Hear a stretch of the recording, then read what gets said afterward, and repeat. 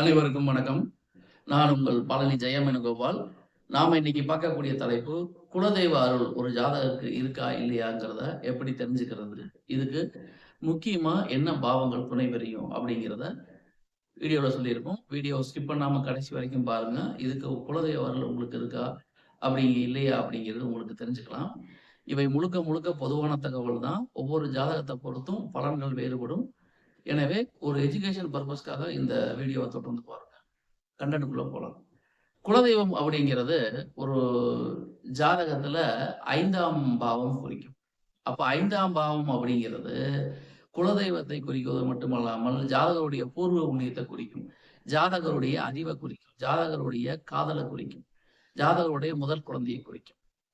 அப்போ 5ஆம் பாவம் சம்பந்தப்படாம குலதெய்வ அருள் நம்ம சொல்ல முடியாது. ஒரு ஜாதகத்துல லக்னாதிபதி அப்படிங்கிற ஒரு ஜாதகத்தை குறிப்பார். அப்போ ஒரு ஜாதகருக்கும் 5ஆம் அதிபதிக்கும் எந்த வகையிலாவது தொடர்பு இருக்க வேண்டும். லக்னாதிபதி 5ஆம் இடத்துல இருக்கணும், அல்லது 5ஆம் அதிபதி லக்னத்தில் இருக்கணும். லக்னாதிபதியோ 5ஆம் அதிபதியோ இருவரும் சார பரிவர்த்தனை வாங்கியிருக்கணும். இருவரும் சேர்ந்து இருக்கணும், அல்லது இருவரும் ஒருவரை ஒருவர் பார்த்திருக்கணும். ஏதாவது ஒரு வகையில லக்னாதிபதிக்கும் 5ஆம் அதிபதிக்கும் தொடர்பு இருக்கும்.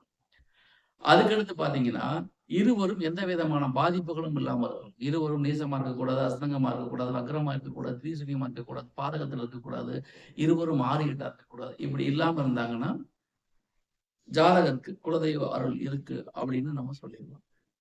இதுல யார் உச்சமா இருக்கு, ஆட்சியா இருக்காங்கன்னு பார்க்கணும். வலுவு பார்க்கணும்.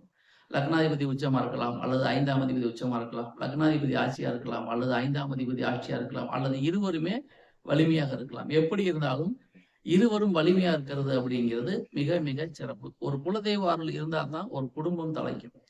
உங்க ஜாதகத்துல எந்த சிறப்புகளுமே இல்ல, எந்த விதமான தசாபுத்திகளும் சாதகமா இல்ல அப்படிங்கும் பொழுது, உங்களை காப்பாற்றக்கூடிய கடவுள் யாருன்னு கேட்டீங்கன்னா, உங்க குலதெய்வம் மட்டும்தான்.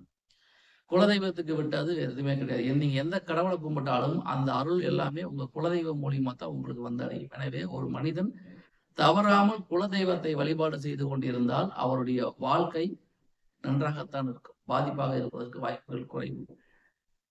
எந்த கடவுளை கும்பிடுறீங்களோ இல்லையோ அது உங்க தனிப்பட்ட விஷயம். உங்க குலதெய்வத்தை மறக்காம எப்பப்பெல்லாம் முடியுதோ தொடர்ச்சியா கும்பிட்டு வர்றது அப்படிங்கிறது உங்க குலத்தை காக்கக்கூடிய அம்சம்.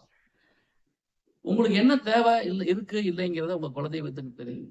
அப்ப நீங்க அங்க போய் நின்னாலே போதும். கண்ணுல 2 சொட்டு தண்ணீர் விட்டீங்கனாலே போதும். அந்த அம்மாவுக்கு கடவுள், அது உங்க குலதெய்வம் ஆணா இருக்கட்டும், பெண்ணா இருக்கட்டும், குலதெய்வத்துக்கு கண்டிப்பா தெரிஞ்சு போயிடும். குலதெய்வ வழிபாட்டை மட்டும் ஒரு மனிதன் தொடர்ந்து செய்து கொண்டிருந்தால் வாழ்க்கை நன்றாகும். அதுக்கப்புறம் பெத்தவங்கள மதிக்கணும்.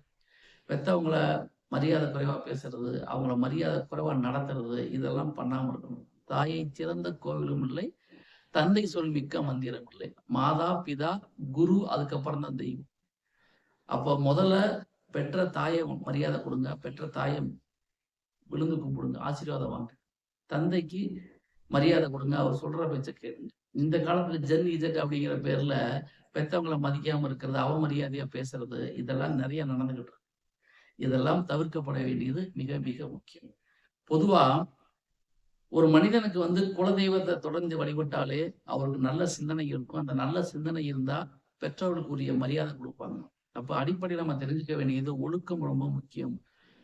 ஒரு மனிதனுக்கு ஒழுக்கம் மட்டும் இருந்துச்சுன்னா அவர் எந்த துறையிலையும் ஜெயிக்கக்கூடிய வல்லமை கண்டிப்பாக அவருக்கு உண்டு அப்படிங்கிறது நம்ம டெஃபினட்டா தெரிஞ்சுக்கலாம். அப்போ உங்க ஜாதகத்துல பாருங்க, உங்க குலதெய்வம் அருள் உங்களுக்கு இருக்கு இல்லைன்னா லக்னாதிபதிக்கும் 5ஆம் அதிபதிக்கும் ஒரு தொடர்பு இருக்க வேண்டும். இருவரும் பாதிப்பு இல்லாம இருக்க வேண்டும்.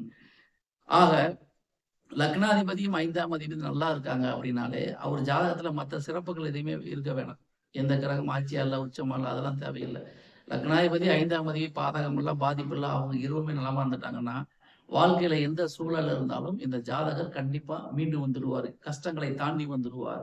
வாழ்க்கைக்கு குலதெய்வ அருள் எப்பொழுதுமே இருக்கு. எனவே ஒரு ஜாதகர் ஜெயிக்கிறாரு இல்லையா அப்படிங்கிறத அவர் ஜாதகத்துக்குள்ள 5ஆம் பாவம் லக்ன பாவத்தை வச்சு நம்ம சொல்லிடலாம். இப்ப லக்ன பாவம் 5ஆம் பாவம் வலுவா தான் இருக்கு.